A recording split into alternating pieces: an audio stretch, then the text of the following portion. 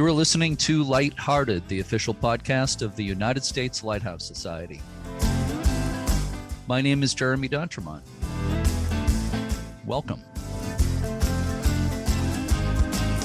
My co-host today is Michelle Jewel Shaw, chairperson of Friends of Portsmouth Harbor Lighthouses and star teacher at the Rochester Middle School in New Hampshire. Hi, Michelle. Hello, Jeremy, and hello to all of our listeners out there. Today is October 2nd, 2022, and this is episode 193 of Lighthearted. In a few minutes, we'll hear a conversation with three people associated with the Port Washington Lighthouse, or light station, in Wisconsin. The lighthouse season is winding down here in the Northeast as we move deeper into the fall season. It's pretty windy and chilly out here today. It is, yeah. Nice, but definitely windy and chilly. Feels like fall. And unfortunately, we had to cancel our 5 lighthouse cruise tomorrow. The cruise we try to do every year. Around this time for Friends of Portsmouth Harbor Lighthouses, leaving out of Rye, New Hampshire with Granite State Whale Watch. But we had to cancel tomorrow because of the forecast of high winds and very rough seas. I think at least some of that's due to Hurricane Fiona out to sea. So that was too bad. The cruise was sold out too. Yeah, that's too bad, but it's probably for the best. Wouldn't be the best thing if being out there on the seas like that. You might get a lot of seasick people. Yeah, last year was great. We had a beautiful day. So sometimes we've been lucky. But anyway, so I'm sorry that that's not happening tomorrow. But we still have a few more weeks of our tours at Portsmouth Harbor Light. Yeah. So, and matter of fact, I'll be there this evening giving a tour. I know you're very busy with your teaching position, Michelle, of course. Yes. Are you sad to see the Lighthouse tour season winding down? I am. You know, I'm going to miss giving the tours. I think at first I'm sort of looking forward to having a little bit of a break, but probably by November, I'm definitely going to miss being at the lighthouse every week and things like that. Yeah, you might have a little bit of lighthouse withdrawal symptoms by that. By then. Yeah. I feel the same way. I definitely miss it in the off season. So just shifting gears a little bit here, Michelle, has anything interesting happened on this date in lighthouse history? Why, yes, it has. Something very important in Canadian history happened on this date. On October 2nd, 1758, 264 years ago today, the very first act passed by Nova Scotia's House of Assembly placed a tax on incoming vessels and alcohol imports to pay for a lighthouse on Sambro Island at the entrance to Halifax Harbor. A temporary light went into service that same year, and construction on the lighthouse was completed the following year. The tower still stands and is the oldest surviving lighthouse in North America. October 2nd, that's my birthday. Oh, of course. Wow. 51 next week. Yeah. So we're actually recording this a week or so earlier than that. So happy birthday, Michelle. Thank you. I'm terrible. I'm absolutely terrible with birthdays. So I'm sorry I didn't already wish you a happy birthday. But that's fantastic. Yeah. I'm glad you pointed that out. So maybe you'll hear from a few listeners. Yeah. We'll see what happens. But about Sambro Island, the Nova Scotia Lighthouse Preservation Society succeeded in having Sambro Island Lighthouse designated as a classified federal heritage building in 1996. And quite a bit of restoration has been carried out since then. A new nonprofit organization has been formed to preserve the lighthouse called the Sambro Island Lighthouse Heritage Society. That was the subject of episode 109 of Lighthearted. And that was with Chris Mills and Joe Fleming of that society. So let's move on and tell everyone about Port Washington Lighthouse and today's guests. Sure, Jeremy.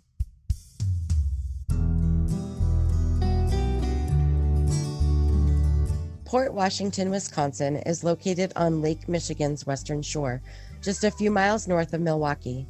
The city grew up around the mouth of a small river called Sauk Creek. In cordwood, wheat and rye flour, bricks, fish, and hides were major exports. A larger artificial harbor was created in the 1870s, leading to the development of Port Washington as a commercial port. Port Washington's first lighthouse was established in 1849 with a tower and keeper's house built of Cream City brick. The lighthouse was rebuilt in 1860 using some of the materials from the earlier structure. This time, a short square tower was installed on the southern gable of a two-story building, two-story keeper's dwelling, again made of local Cream City brick. A new Port Washington Pierhead Light was established nearby in 1889, and it was maintained by the keepers at the 1860 light station. Eventually, it was realized that only one light was needed, and the 1860 lighthouse was deactivated in 1903.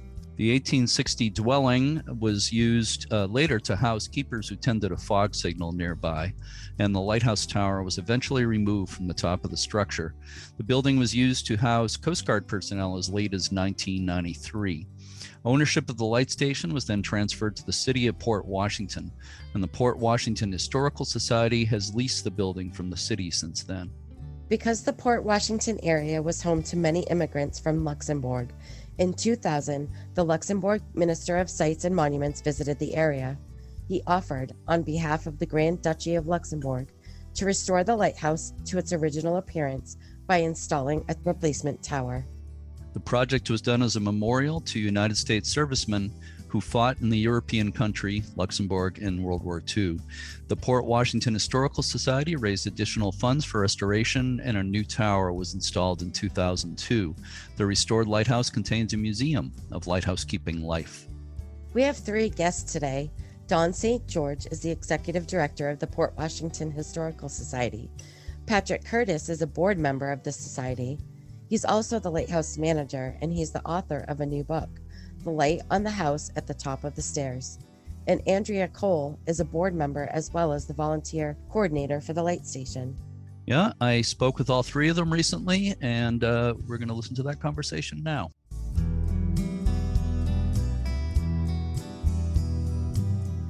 I am speaking this afternoon with 3 people who are associated with the Port Washington Lighthouse in Wisconsin. We have Don St. George and Andrea Cole and Patrick Curtis. Thank you all so much for being with me today. I really do appreciate it. Thank you. Obviously, we're going to talk about the lighthouse quite a bit, and it's got a lot of interesting history, and it's certainly a tourist attraction. Before we talk about that, let's talk a little bit about each of you. First of all, Dawn, I saw online, I think it may have been on LinkedIn, possibly. Possibly, yes. Yeah, that you've been the executive director of the Port Washington Historical Society for about 3.5 years. Is that more or less correct? Right, correct. Okay. And before that, you were at, I think, 2 or 3 other museums, including one in New Mexico. I'm just curious, what brought you to Port Washington, Wisconsin? Well, I grew up in a city a suburb just west of Milwaukee. And I grew up on a farm there. It was an archaeological site. So I got interested in history in that very early. I also have a PhD from the University of Wisconsin-Milwaukee. So I've spent most of my life and my career here in southeastern Wisconsin, spent a lot of time in the division of museums and historic sites at the Wisconsin Historical Society too. So I have worked in Madison. I was director of Old World Wisconsin and went out to New Mexico to direct a living history museum out there. Family brought me back to Milwaukee. So in part, New Mexico was a blip on an otherwise career that's centered in the Midwest. Okay, well, that makes a lot of sense. So it's good to hear you have those roots there, and that you're able to be involved with something so close to home. Yes, days. it's always good to work close to home. Yes, absolutely. So Pat, I have a 2-part question for you. What led you to become the building manager for the Lighthouse, and what does that position entail? Okay, well, I'm the Lighthouse manager is my official title. Lighthouse manager, okay. Yeah. And I was a guide when Don and me both came, into the society about the same time. I grew up in Port Washington, but my job took me all over the world, and I lived all over, and I just came home. Mm-hmm. So I signed up to be a guide, and there were a couple, they were co-managers. And some of their family dynamics changed. They had some grandchildren that they had to help, so they had to kind of step back, and I was in the wrong spot at the wrong time, and that's how I became the manager of the Lighthouse. I've been doing that now for about 3 years, mm-hmm. And I thoroughly enjoy it. Great. And what does it mean exactly? What aspects do you manage? The society is set up in a way that we have a lot of different, committees and chair people. There is a building and grounds committee that takes care of the building, but as the manager, let's say my wife and me look after the place all year round. Yeah. If we go up there, we see a water leak or something, we'll contact Keith Jarvis, who's the building and grounds chairman, and he would fix it. Okay. So one of my biggest jobs was trying to wrangle volunteers, for the season. And it was quite a job. And one day Andrea was in the wrong place at the wrong time. Anyway, she was gracious enough to sign on and help me with that. So as a volunteer coordinator, I kind of stepped back from that, but I'm still involved if somebody can't come, I'll fill in. Yeah, sure. Well, it sounds like being a Lighthouse manager is plenty. You don't need to be volunteer coordinator at the same time. That sounds like an awful lot. True. Yeah. So Andrea, moving on to you, how did you get involved as a volunteer and as the volunteer coordinator as well? Well, I moved to Port Washington, Wisconsin. Actually, work brought me here to the area back in 1996. And because I purchased a house that's got a lot of history to it, it was built in 1888 or thereabouts. I spent a lot of time at the Historical Society Resource Center researching my home and the neighborhood, and got to know the people who worked there or really volunteered there. So then I expressed an interest in helping to do research and staff the volunteer, the resource center at times. And so I've been a long time volunteer in various aspects. And then, as Pat mentioned, there was a need for, well, I was a guide at the Lighthouse also, and Pat expressed a need for a volunteer coordinator. So I took on that role with another coordinator just this past year, and it went pretty well. We did a lot of work and pulled a lot of guides together to help guide tours. I'm also I'm on the executive board, so the board of directors. So I'm involved in that way as well. Okay, let me just ask you something while we're on this subject, Andrea. I don't know how many volunteers you have on hand and how many are needed to kind of run the place on a regular basis, but I imagine you're always looking for more. Is that the case? That's very true. We're always looking for more. What we did this past year in the summer is we tried to have 3 or 4 volunteers at the Lighthouse during the open hours on the weekends. And that 3 was probably the sweet spot. We'd have one person outside telling the history overall of lighthouses past and present in Port Washington. And then indoors, we would have someone guiding tours on the first floor, and then another person on the second floor and the tower. So that was probably what we found was the best balance of responsibility. So Andrea, you just mentioned resource center, that there is a Port Washington resource center run by the Historical Society. Dawn, could you say a little bit about more about that? Is that something that's open to the public? Sure is. It's the mainstay of the Historical Society, which was formed in 1991 and has moved throughout the city in different buildings. And in 2005, a little bit before, a little bit after, they really started looking for a building that they could move into permanently rather than renting. And their idea was to purchase a historic building. Well, that came to be about 2015. And so the Resource Center was able to take on a much larger spot. All of the historic documents, the archives are now housed there. We're on Main Street, so we're very visible to the public and to tourists, both who use it. We have Port Washington people who come in to research their families, and we also have exhibits that we change over as well. Mhm. So a lot of activity going on there. We clip a lot of newspapers still. The collections volunteers use a collections database called Past Perfect. And so we're constantly accessioning new objects into that collection. We have about 20 volunteers that actually work at the Historical Society. Some of them are to greet visitors. Some of them do exhibits. Some of them work with people who are coming to do research. Mhm. Okay, so it's a resource center, but it sounds like it's also kind of a museum of Port Washington as well. Yeah, I think once we got the larger building, we were able to do that. Mm-hmm.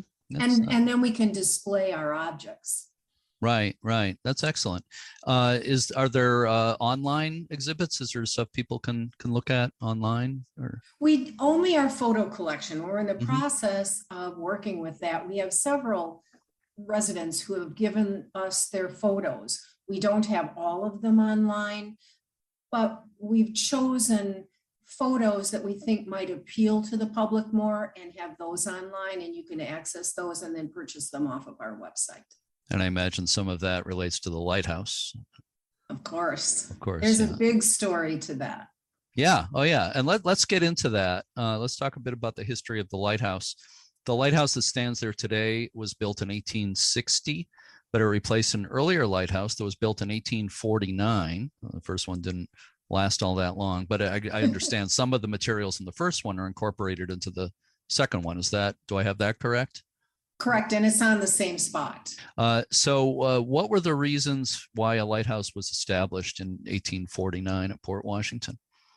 If you look at the lighthouse, the 1849, and then also the following, the 1860 lighthouse that was built on the same piece of land, it's not near the harbor and it's elevated. So the purpose of that lighthouse was to give a reference point to the boats on the lake going by.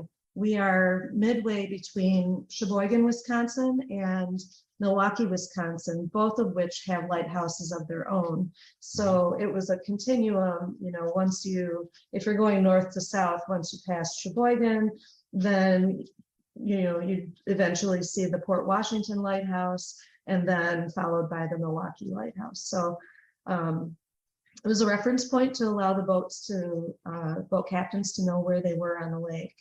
At that time in 1860 and before, we didn't have a proper harbor. It's not a natural harbor at all. It's a man-made harbor in Port Washington.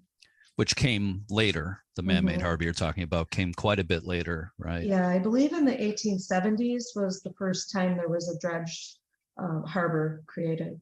Mm-hmm. So it's basically just a small harbor at the mouth of the creek. Is that correct? Yes. Mm-hmm. Yeah. So the lighthouse, the 1860 lighthouse building or light station, the keeper's dwelling part of it is actually made of Cream City brick. And I'm sure some of our listeners know what that means. We've talked about other lighthouses on this podcast that were built of Cream City brick. But for people who don't know, what is Cream City brick? Well, Cream City brick is, it has to do with the color of the brick after they fire it. The brick itself is made out of red clay, which there was an abundance of, along the shore of Lake Michigan and the Menominee River Valley. It started in Milwaukee. And Milwaukee got the nickname Cream City brick. I grew up with that name here in Port Washington because there were buildings all over me that are Cream City brick. Mm-hmm. The cream part comes from the fact that the clay has a high amount of sulfur and I think magnesium in it. And when you fire it, then it turns to that color. Mm-hmm. Now, it's a nice brick and it was readily available, so it became popular. There was several factories in Milwaukee, but there was one also in Port Washington called Gunther Brick Factory. And it was just down below the lighthouse by a artesian well or fed pond that they use the water to make the bricks. The brick itself was okay, but it was subject to environmental pollution like smoke. It would discolor. If you sandblasted it, you destroyed it, but you could wash it with soap and water. It kind of fell out of favor in the early 1900s, about the same time that the supply of red clay was depleting, around the factories, and favored more like marble or rocks, Lannon stone, which was another popular building material, come from Lannon, Wisconsin. So, but Cream City brick is, there's still a lot of buildings here. Port Washington supposedly has more pre-Civil War buildings than any other city in the state, and they are made from Cream City brick. Okay. Maybe I have a misconception, but I thought that Milwaukee was also known as the Cream City for the dairy industry. Is that correct? Or that's not, maybe I dreamed that one. I think it's the bricks. It's after the brick. It's not after the dairy. Yeah. I don't. Right. The state is the dairy state, so. Right. Well, Milwaukee's beer city. Well, there's that, right? There's cream on top of that beer too. That's true. I was just in Ireland for a few weeks, and I had plenty of Guinness with the sort of cream foam on top, so I know what that's like. But okay, so I'm glad you clarified that. Thank you. So the lighthouse that's there today, the light station, was active for a fairly short period of time, only 1860 to 1903, if I have that correct. Is there anything from that period that stands out? Of course, there were keepers and families living there during that period. And I'm sure there's multiple things. We might not be able to talk about all of them, but, and any of you can take this, but I'm wondering if there are certain personalities and or incidents that stand out from that period. Let me jump in on that one. It's true that from 1860 to 1903, it was the lighthouse. Until they built the Pierhead Light, but it was still a functioning building. And when they electrified the light, of course, the generator was up by the lighthouse that powered the light at the end of the pier. Mm-hmm. There are a couple of keepers that I think are worthwhile mentioning. In 1860, the first keeper there was a woman by the name of Marguerite Schomer. Her husband had been the keeper in the old lighthouse, but during the construction of the new one, he died. Now, she wanted the job, but she had a few things going against her at the time.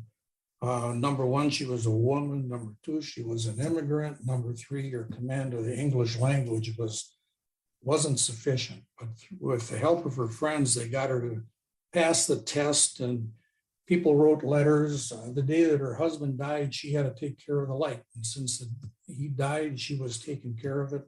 And eventually they did give it to her. Mm-hmm. The second keeper that I think is worthwhile mentioning is the Lewis family. Captain Charles Lewis, he became the keeper in 1873. He died in 1880. Now his wife, she wanted to be the keeper, but they wouldn't give it to her. But they gave it to her son. I consider her to be a keeper because her son was a Great Lakes captain and couldn't get in to take the test. She took care of the lighthouse until such a time that he came.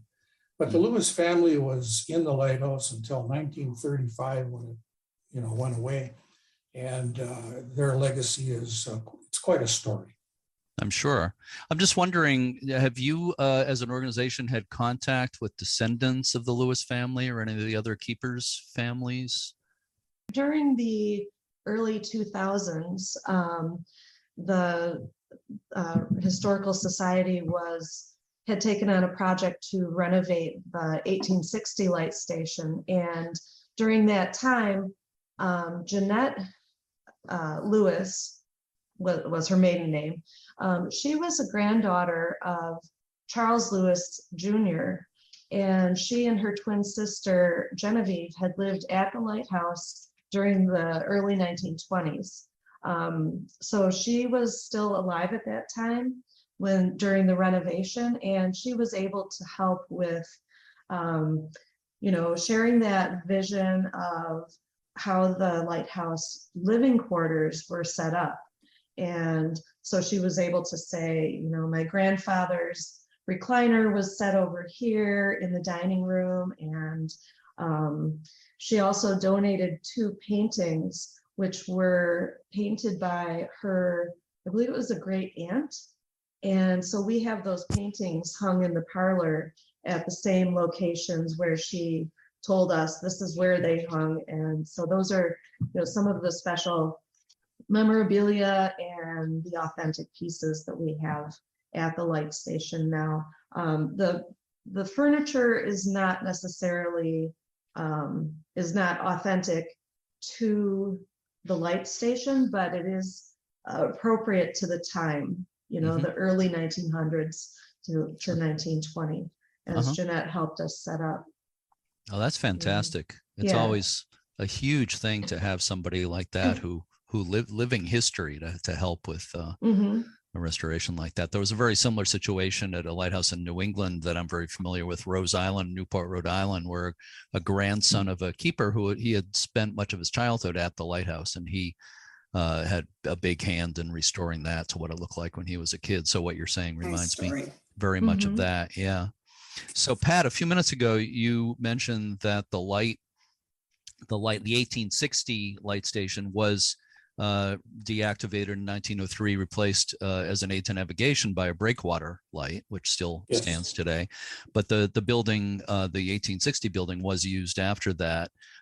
Could you explain a little bit about why the navigational light was moved to a breakwater light, and how was the 1860 building used after that? Okay, well, it was in 1889 that they built what they call the pier head light, and they had built 2 piers jutting out into the lake. Now, the light on the top of the hill was great to say, okay, we're near Port Washington. But if you're trying to come into that, between those 2 piers, you had a little trouble. So they placed the light out there. And so that light, the purpose of that was to guide you into the harbor. And then, like we said, in 1903, it was electrified. But prior to that, the keeper got to hire an assistant keeper. And they had 3 different assistant keepers up until 1903. When the light was activated, they no longer needed the assistant keepers because nobody had to go and light the light anymore. So I'm not sure if I've answered the question totally, but the lighthouse itself was still the quarters for, Captain Lewis. Now, he did retire in 1924, but they kept him on as caretaker until 1935. Ah, okay. So the lighthouse served its purpose as the official residence of the lightkeeper. And although the light was there, it could be used in an emergency. It wasn't used on a daily basis. Yeah. Okay. All right. That clarifies a lot. So let's jump to more recent history. And it's such a unique story about how the lighthouse was brought back to what it once looked like. And of course, when it was deactivated, I guess, I don't know if it happened immediately in 1903 or exactly, Pat, maybe you want to explain that, but the tower part, the lighthouse tower on the top of the keeper's dwelling, was removed after it was deactivated. Is that correct? Well, yes, but it was removed in 1935. 1935, okay. Yeah, the light remained until 1935 when they turned it into a duplex. Okay. So for quite a few years, starting in 1935, it just looked like a house, basically, an interesting house, but a house with no lighthouse on top, no lighthouse tower. But then the country of Luxembourg actually played a large role in the restoration of the building to what it had originally looked like. So I don't know who wants to take this, but if you could tell it, and I know it's not a story you can explain in a minute or two, but just if you could give us a kind of a rundown on how Luxembourg got involved and what happened there. So we have in Ozaukee County, where we're located, we have a large population, relatively speaking, of descendants from immigrants from Luxembourg. And we had a visit in the early 2000s during the renovation project from the Grand Duchy of Luxembourg, dignitaries from there, and they discovered or learned of the project by which the Historical Society was leasing and making use of the 1860 light station, they learned about the fact that we were missing our tower. And so they, as a gift and as a thank you to American military members, and in honor of all of their country people who had come and settled in the area long ago, they volunteered to create a tower, a replacement tower for us. So craftsmen over in Luxembourg built it. And then once that was complete, they disassembled and shipped it in big crates over to the United States. And then they also sent some folks to help with the installation. And that took place 20 years ago, back this past May.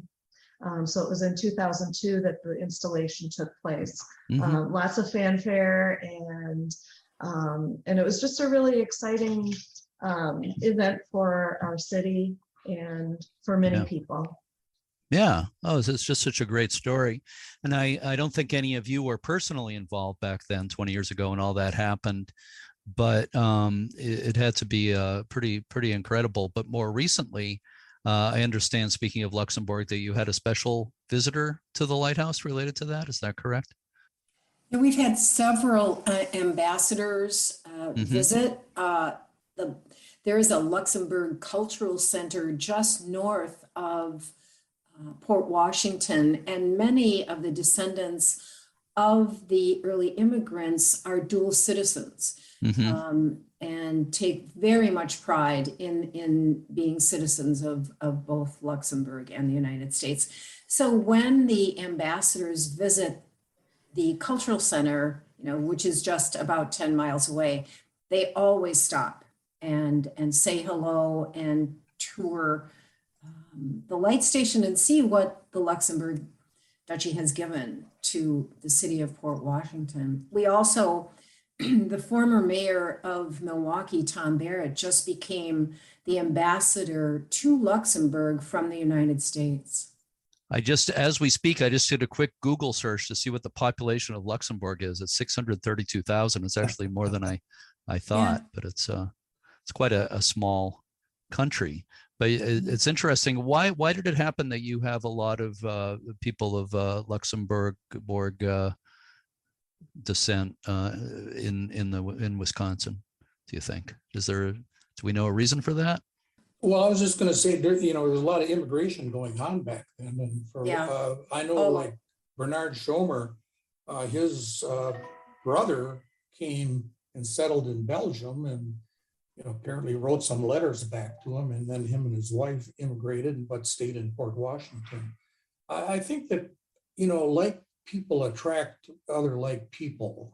Milwaukee's a lot of Germans, and there were a lot of Germans in Port Washington too, but the Luxembourgers were, majority.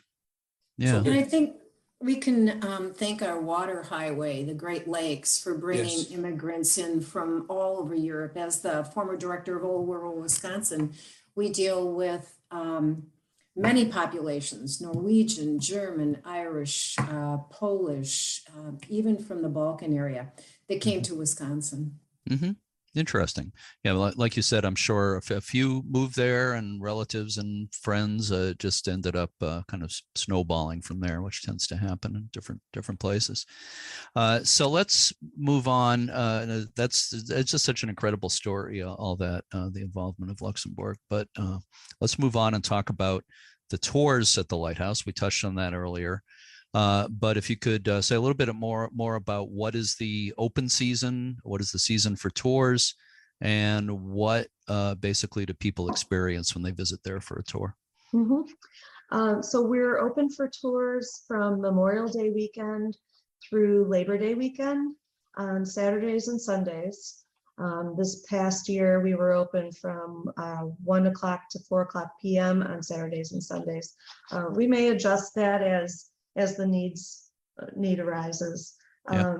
People, they receive an overview of the different lighthouses that Port Washington has had, both past and present, kind of as a gathering outside, and sometimes we'll walk across the street because we're on an elevated piece of land. We can walk across the street and show them the harbor and looking out to our current pier headlight that was built in 1935, giving them kind of a basic information or set of information to go on. And then they enter the lighthouse and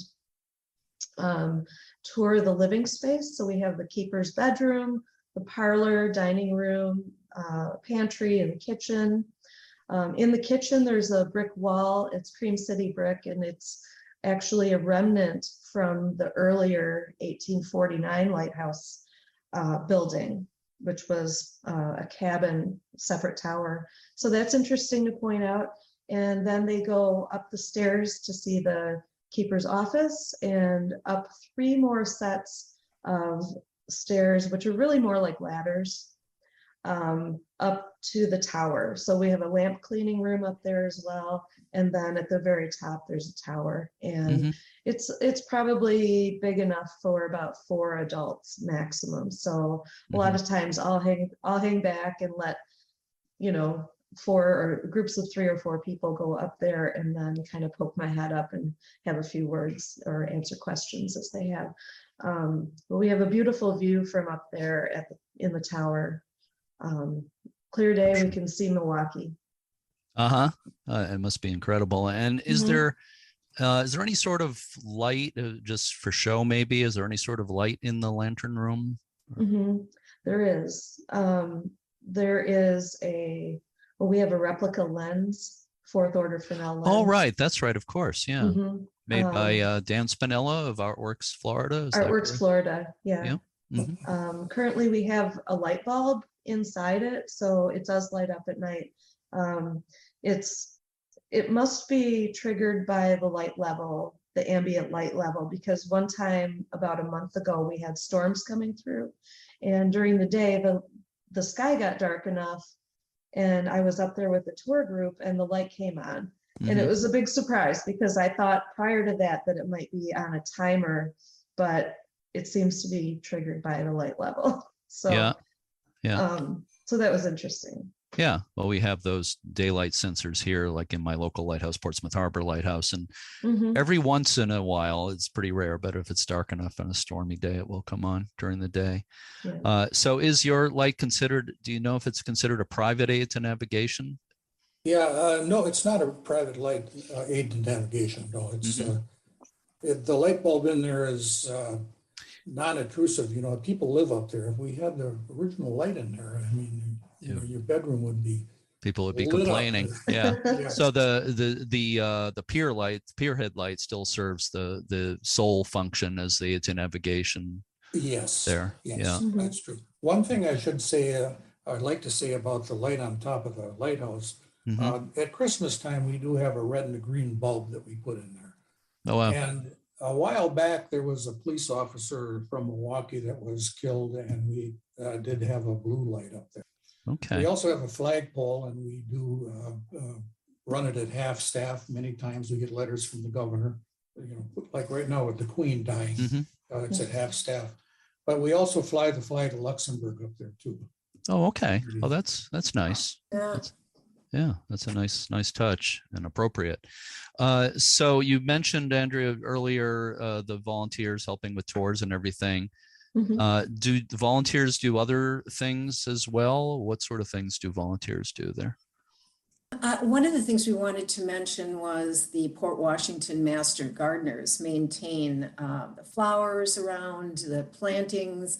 I was up there over this summer and was amazed at the number of pollinators that they've been able to create this garden that is magical all summer long and serves such a purpose. So I think Pat had referred to our Buildings and Grounds Committee from the board, and they really are the ones that maintain the property itself. But some of it calls for craftspeople to be brought in. But where we can maintain, we try to, the volunteers try to maintain the light station. The volunteers also work on things like fundraisers and the resource center. Many of the people that work there put a lot of time there. They're also guides. So people wear a lot of hats. Mhm. That's why we need more. Yeah. Well, and speaking of that, if people want to volunteer, how do they go about learning more and contacting you?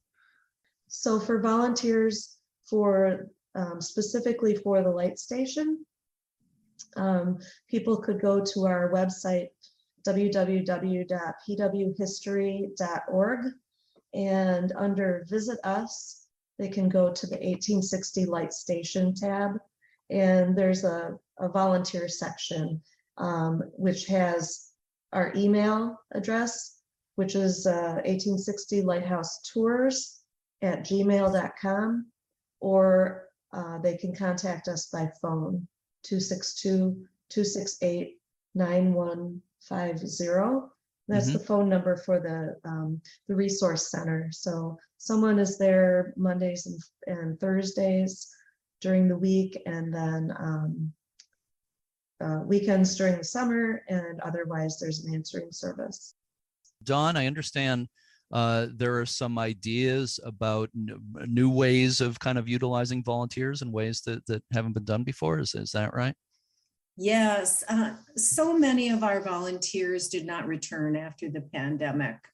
And much of that had to do with them not wanting to meet with the public. And now that there's been several years in between, they seem to have drifted away.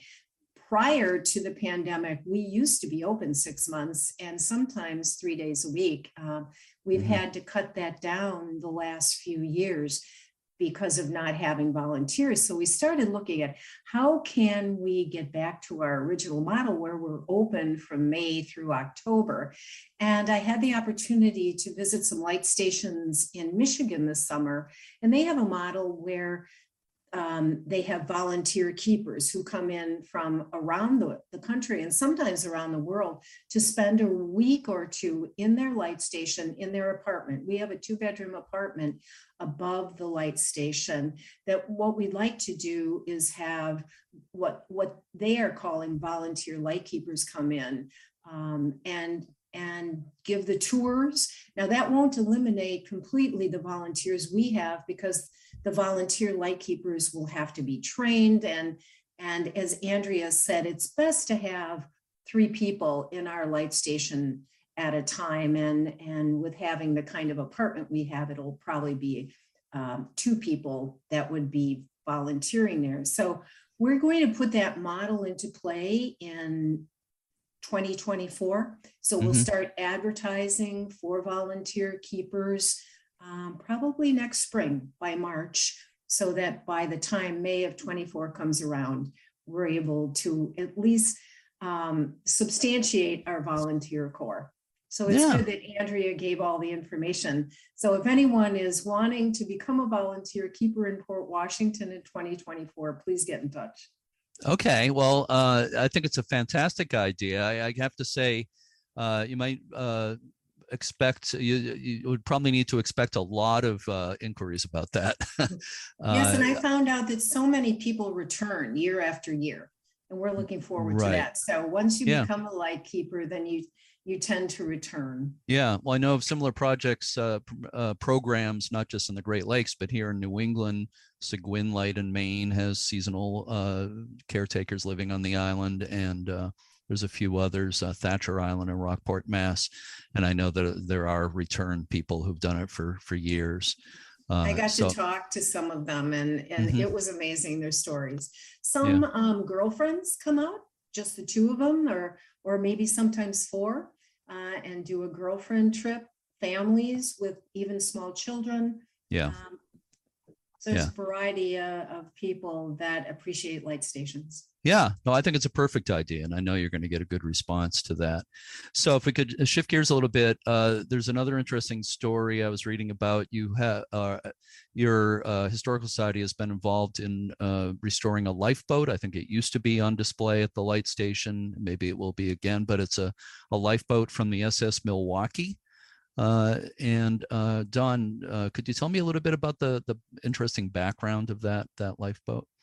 Right. So the Ss Milwaukee was a car ferry that was sailing out of Milwaukee, going across Lake Michigan in October of 1929, actually October 29th. And the Lake Michigan becomes notoriously treacherous in November. If you think back to the Edmund Fitzgerald, and this car ferry was sailing with a lot of railroad cars, and they broke loose in this big storm and just punched holes in the deck. All hands were lost, except for 4 crew members who were able to get into this one lifeboat. Unfortunately, they did not survive the night. It was a cold, and when they reached the Michigan shoreline, there were no survivors. So that lifeboat came into the hands of the owner of the SS Badger, who offered the lifeboat to us about 15 years ago. Unfortunately, it had sat outside most of that time and needed a lot of restoration and repair. We took it up to shipbuilders in Sturgeon Bay. They repaired the boat about 2 years ago, and then we've been in the process of trying to decide what kind of display shelter we could build to keep the lifeboat from deteriorating again. So we got a donor that very graciously funded the restoration of the lifeboat and the shelter. But after the pandemic, the costs had really gone up, and we recently got a grant from a tourism capital grant from the state of Wisconsin that will allow us to now complete that shelter.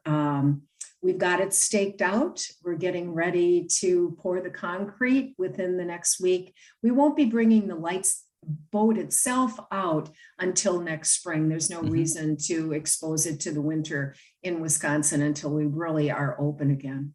Yeah, well, that's exciting. That's going to be really nice to see. And I think I haven't actually said this, but I think it's pretty obvious from things I've said. I have not been there, so I hope I'll get there maybe next year, maybe as soon as next year, and see the lifeboat. Maybe you could be a shelter volunteer keeper in 2024. You have to talk to the management, the board, and director of the U.S. Lighthouse Society, see if they'll give me a leave of absence, and also the American Lighthouse Foundation that I do a lot of volunteering for. So, but that is a really nice idea. It is very attractive.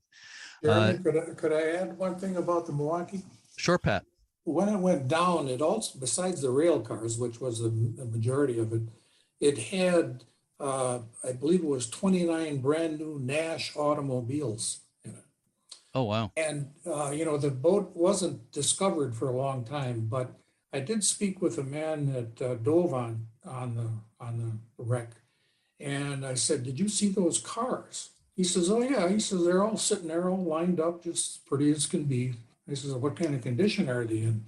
He said, "Just a little bit of surface rust, because Lake Michigan water is such, there's not a lot of oxygen down there." So anyway, there's something interesting about, besides the rail cars, automobiles, and they're sitting there. Oh, that's fascinating.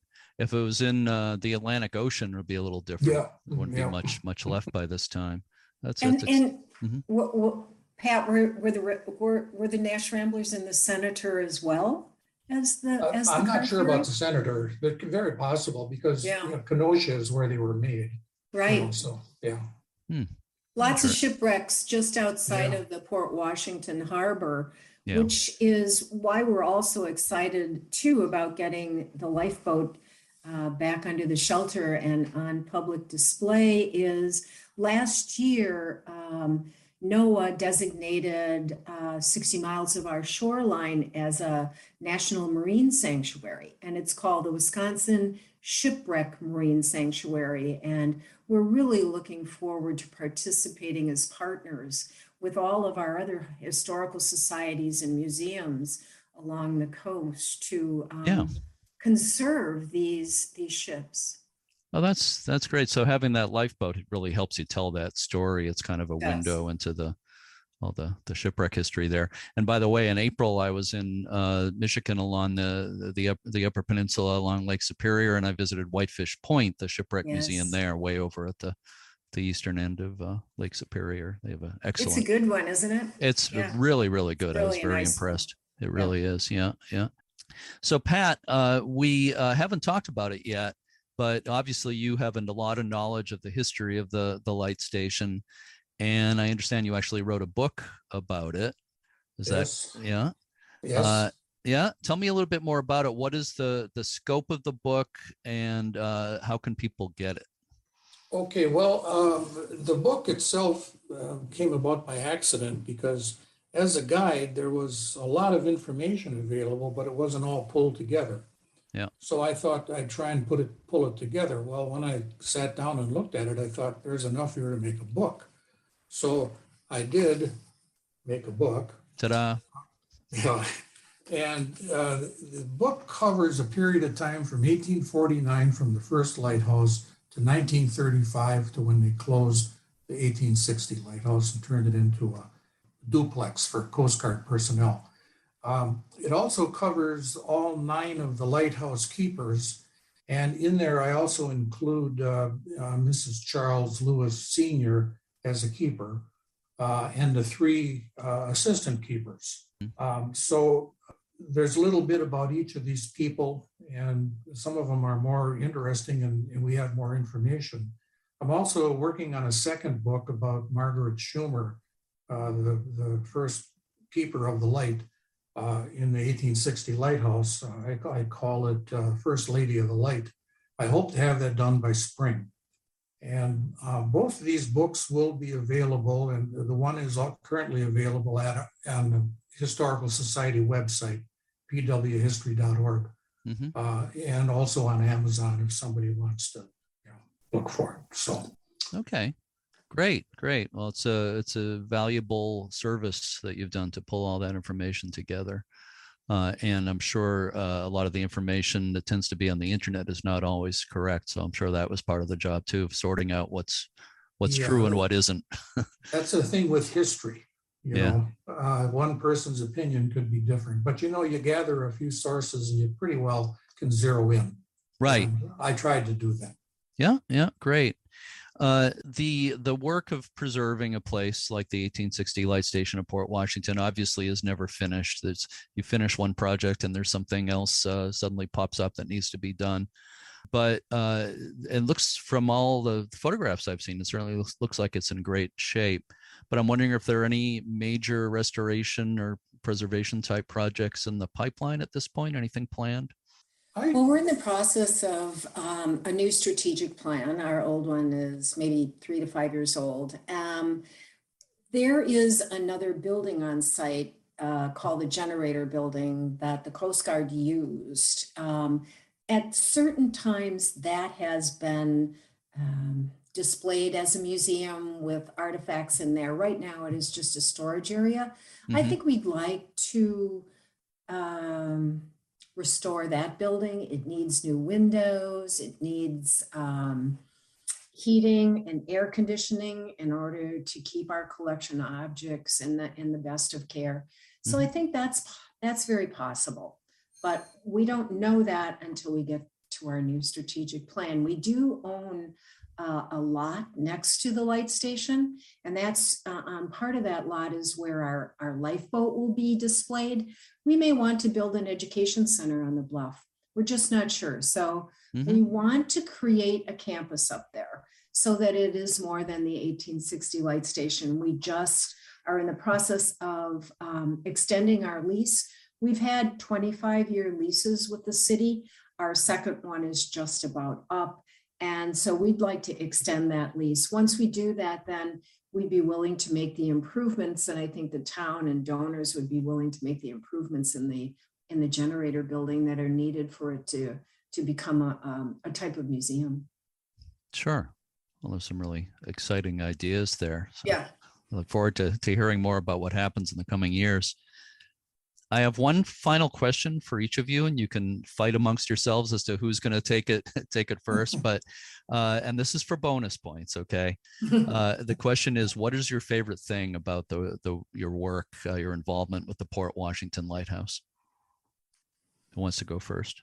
Okay, I'll go first. Okay. History runs deep, and I think it's important to tell the stories about those who came before. Okay, that's succinct and excellent. My favorite part about my involvement is sharing the history in the lighthouse, telling the story of past and present lighthouses, and seeing people enjoy the tower climb. Mm-hmm. Okay, Pat, how about you? Well, my favorite part of Lighthouse and giving tours is giving the private tours. These are usually done, they could be during the season, but they're done during the week. Not everybody can be in Port Washington on a weekend, and they'd still like to see the lighthouse. So we do our best to accommodate them. And I particularly enjoy doing that because every group is different. Some people are more interested in the furniture and the artifacts. Other people are more interested in hearing about the people. So you kind of take their temperature when they come in and tell them what they want to hear. And you're not under a time constraint like you are on the weekends with people backing up. So that's the part that I really enjoy. Yeah, well, that's great. I completely, having some experience giving tours along those lines, I completely understand your feelings about it. So this is a lot of fun talking with all three of you. I've really enjoyed it, and I appreciate you giving me this time. And it's I haven't gotten there yet, and I've got to get there, and hope to in the next year or two. So I hope I can come and meet you in person as well. So thank you, Don St. George and Andrea Cole and Pat Curtis. I really appreciate your time. Thank you. Thank you, Jeremy. Thank you, Jeremy.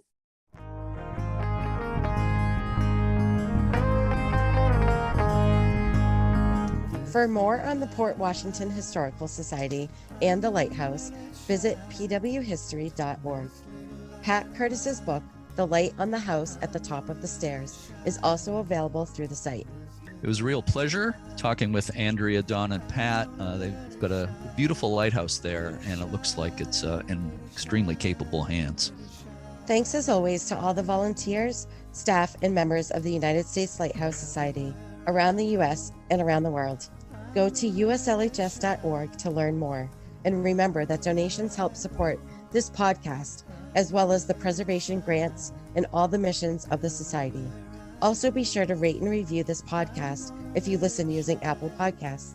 The next two episodes of Lighthearted are going to focus on a very historic and scenic light station in southern Maine, Wood Island Lighthouse in Biddeford.